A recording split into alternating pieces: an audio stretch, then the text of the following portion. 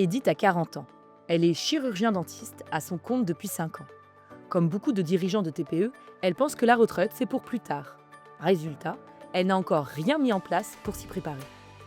Edith est TNS, elle perçoit 140 000 € par an et emploie une assistante en CDI à temps plein depuis 3 ans qui perçoit 40 000 €.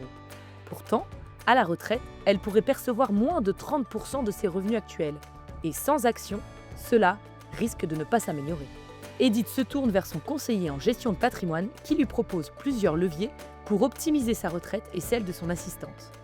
L'intéressement est une prime qui se déclenche en cas d'atteinte des objectifs financiers ou extra-financiers, mesurables et quantifiables, comme un objectif de chiffre d'affaires ou l'amélioration de la gestion des stocks. Dans notre cas, elle sera versée à la salariée et à Edith, qui est également éligible en tant que chef d'entreprise d'une entreprise d'au moins un salarié et de moins de 250 salariés. Le plafond de versement collectif est fixé à 20% de la masse salariale et le plafond individuel à 75% du PAS de l'exercice de calcul. Edith pourra donc verser au maximum 36 000 €, le plafond collectif. La participation permet d'associer les salariés aux résultats de l'entreprise en redistribuant une partie des bénéfices.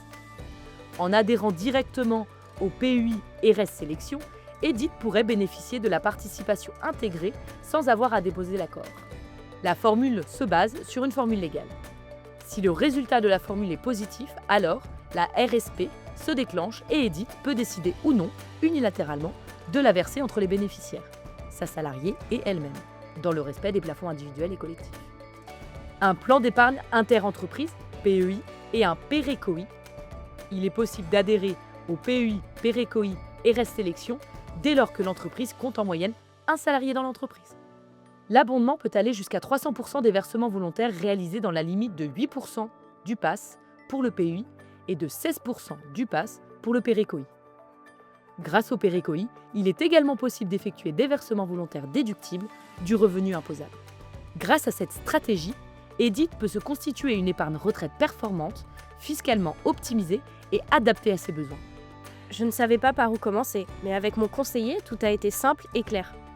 Optimisation, performance, simplicité, la retraite n'est plus une contrainte pour Edith et son assistante, mais une opportunité. Et vous, dirigeants, si vous transformiez vous aussi votre retraite avec RS, simulez vos scénarios dès aujourd'hui sur rs-group.com.